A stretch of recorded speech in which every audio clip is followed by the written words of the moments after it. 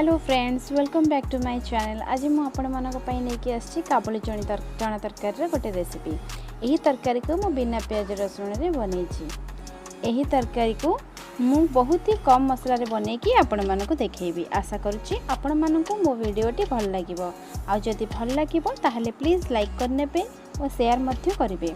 आउ जदि आपण मो चैनल ले नुआ ताहले प्लीज सब्सक्राइब करनियंतु एवं पाखरे थिबा बेल आइकन को मध्य प्रेस करिवे, जहाँद्वारा आपण मोर सब नुआ नुआ वीडियो नोटिफिकेशन पाई परिवे।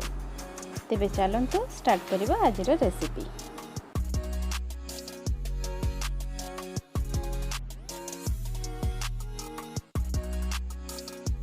तेबे बिना पियाज रसुण काबुल चना बनैवा पई मु एठी 250 ग्राम काबुल चना नेइछि एवं एथिरे मु किछि मटर नेइछि। एटा ऑप्शनल अछि, आपण चाहिले याको स्किप करि परिबे। याको मु ओवरनाइट भिजेकी रखिथिली। तापरे एठी मु गोटे कुकर नेइछि, सेथिरे सबु चना को देई देबा एवं सेथिरे किछि हळदी गुंड और किछि लूण देबा एवं किछि पानी देई लो मीडियम फ्लेम रे 3टा सीटी आसिला जाय एठी मु मसला बनेवा पई किछि अदा नेइछि, 3टा कंचा लंका नेइछि एवं 2टा तेजपत्र और खंडे डालचीनी नेइछि। एठी मु गोटे चामच जीरा एवं गोटे चामच मधुरी नेइछि। एठी गोटे टमाटो को मु एमिति चॉप करि नेइछि। एठी मु 2 चामच चारमगज को पानी रे भिजेई के रखिथिली। एबे ए सब को आमे भलो भाबरे पेस्ट करि नेबा।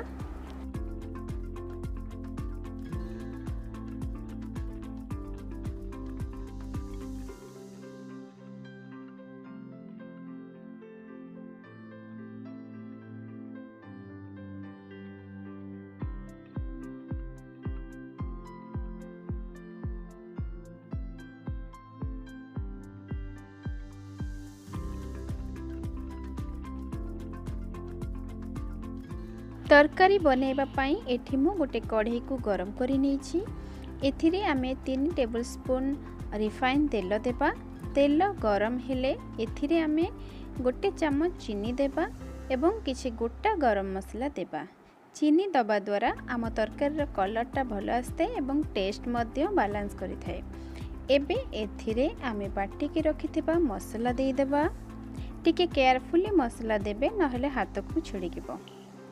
एबे एहा को भलो भाबे गोळेई नेबा एवं एथिरे हाफ चामच हळदी गुंड देबा एवं गोटे चामच लंका गुंड देबा। लंका गुंड आपण आपनक टेस्ट हिसाब रे कम बेसी करि परिबे।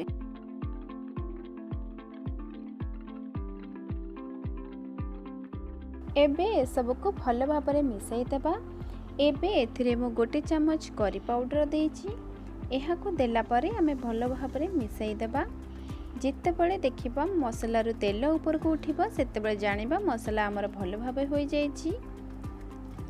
एबे देखंतु तेल हमर ऊपर को उठी जाईछि, केते सुंदर कलर मध्ये देखा जाउछि। एबे एथिरे आमे सिझेई के रखिथिबा काबुल चना और मटर को पकेइबा। मु एथिरे गोटे आलू एमिति काटि के नेइथिली, आपन को देखेबा को भूली जाईथिली।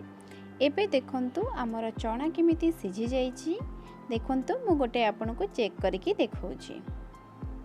एबे याकू आमे मसला रे दे दबा एवं भलो भाबरे गोळे नबा। किछि समय एहाकू घोड़े की छाड़ी दबा। एबे मु कवर खोली की देखौछि। देखंतु केते सुंदर लाल कलर आछि हम तरकारी रो। एबे एथिरे मु किछि गरम मसला देई भलो भाबरे मिसेई देबी।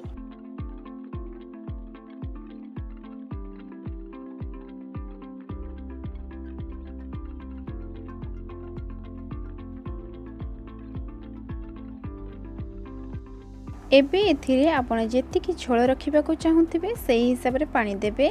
जेहेतु मु एटा पिठा रे खाइबा पई बने जे सेति पई टिके बेसी करी झोल रखिबे, सेति पई बेसी करी पानी देछि। आपण एबे देखंतु केमिति प्रस्तुत हे गेला मोर स्वादिष्ट काबुल चना तरकारी एवं बिना प्याज रसुण रे।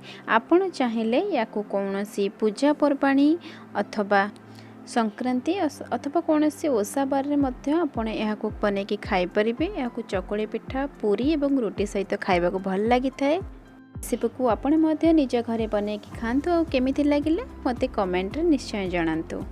जदि भल लागि थाए ताले प्लीज लाइक करबा को भूलिबे नाही।